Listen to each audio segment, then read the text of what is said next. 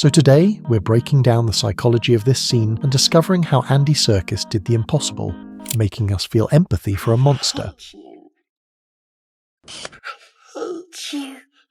I think we should start with motivation. What actually started this conflict? Smeagol and Gollum want the ring. In that sense, they are identical. But in this scene, a crucial difference emerges. Smeagol doesn't just want the ring. He wants to become who he once was, a very long time ago. He wants to be among hobbits again. In other words, this is an alternative to the power of the ring. Master's my friend. And it's possible that this desire is even stronger than his obsession.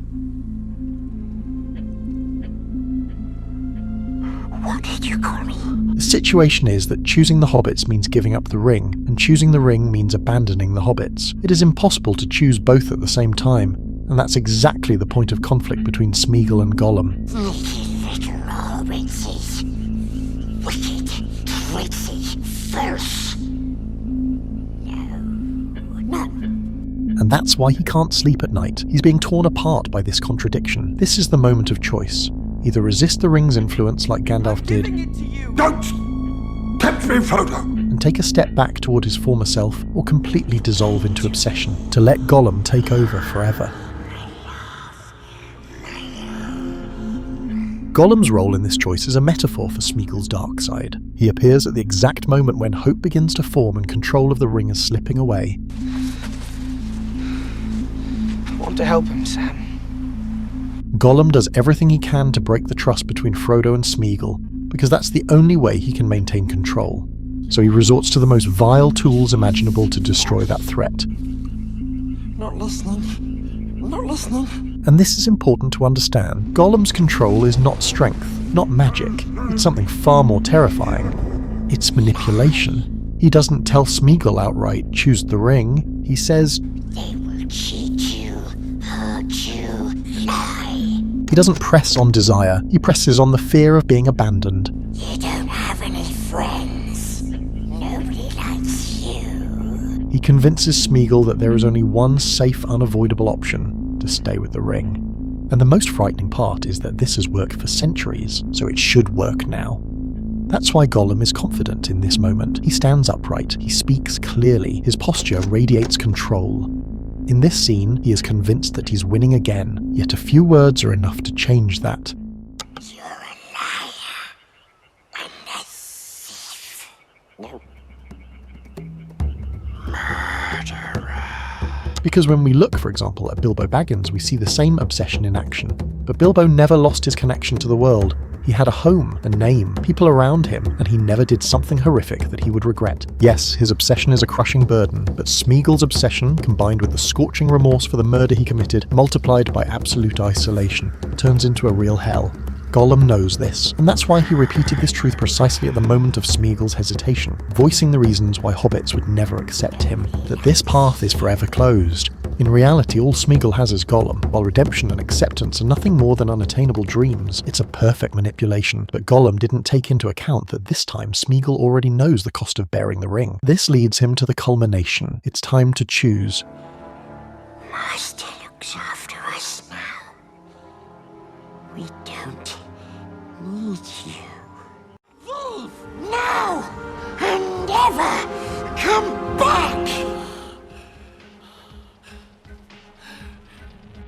Gollum's manipulation collapses. He lied. The path is not closed. The truth is, beyond the ring, Smeagol genuinely longed for forgiveness, or rather, mercy. Someone to say, I know this is terrible, but you were forced. If someone had understood him the way Frodo does, back at the very beginning of his transformation, he might have been able to avoid such a tragic fate. There's no screaming, no rage, only a quiet, focused resolve. His gaze no longer darts around. It's steady. For the first time, Smeagol isn't pleading or justifying himself. He's deciding. And in that expression you can see freedom. He finally felt alive. Smeagol is free! Unfortunately, his choice didn't last long. The ring was stronger. Gollum raises many questions. He drives the plot forward, tests the hero's mercy, and most importantly, he is the one who destroys the ring, even though he never meant to. You can argue about the details, but you can't argue this. In the end, Gollum is the one who saves Middle-earth. Without him, the entire narrative collapses, and Frodo becomes the next creature in the dark. And here's the real twist. He didn't just save Middle-earth, he forever changed the way movies are made, and it all started with one audition. Imagine the late 90s.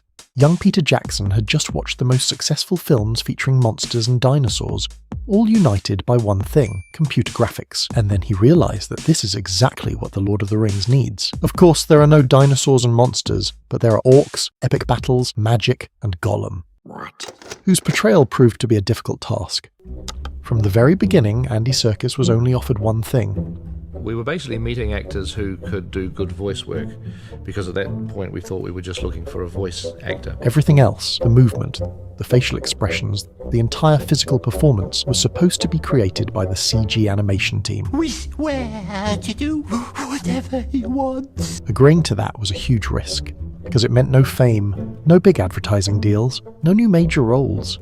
And I was thinking to myself, well, sounds dull as hell. I'm not interested in doing that. I'm an actor. I want to play. There must be a dozen good roles in that movie. In other words, Serkis could have ended up like the actor behind Jar Jar Binks, You mustn't be saying that.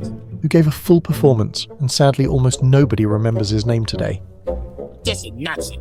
But when the director himself emphasises Gollum's importance, If Gollum wasn't believable, if he fundamentally didn't work, then you were going to kill not just the Two Towers, but the Return of the King. and you personally like the character, And then I started looking at the book and I started going, oh my God, oh my God, oh my God, this is just amazing. This character is the best written part in it. maybe you should give it a shot, considering how rare an opportunity it is to take part in the most ambitious Tolkien adaptation in movie history. So despite all the complications, Serkis decided to audition. It hurts us. Don't listen to him, Fred. He's trying to trick us.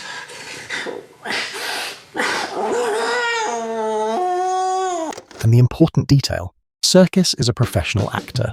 He simply couldn't switch his acting off. My saying is right. The fact that the voice audition was being recorded on video was unusual, even for a major production. When Serkis saw the camera, he knew exactly what it meant. It was his chance to be seen. So he went all in. He performed like his life depended on it. And it paid off, because Peter Jackson couldn't let a performance that strong go to waste. So suddenly the team faced a completely new challenge. They had to transfer Serkis's acting onto Gollum's 3D model, just to make this character truly special. All that remained was to play him right. Once he gets hold of us, he never lets you go. Once filming began, Serkis pushed himself to the absolute limit. He did everything he could to make Gollum as believable as possible. Andy Serkis on his first day was very much into character. He arrived on the set and he immediately started climbing on the rocks. His approach was so intense, and he gave absolutely everything every day and physically bashed himself about. So the suit was just screwed. He would completely destroy himself physically. He was giving his all so that the reference pass would be as perfect as it possibly could. Gollum's voice damaged his vocal cords, so the team, He invented this juice called Gollum juice, which was basically honey and lemon and ginger. And he would sort of sip on that so that the Gollum voice wouldn't become ruined. Howitzers! Mustn't stop here! Come on! He went to all of these extremes to make sure that this character came to life in the way that he saw it in his mind. And that's an incredible achievement. no matter the struggle, it was pure bliss. To see Gollum finally with people responding to him and feeling that communicating their kind of energy into it, it was unbelievable, and I'll never forget that.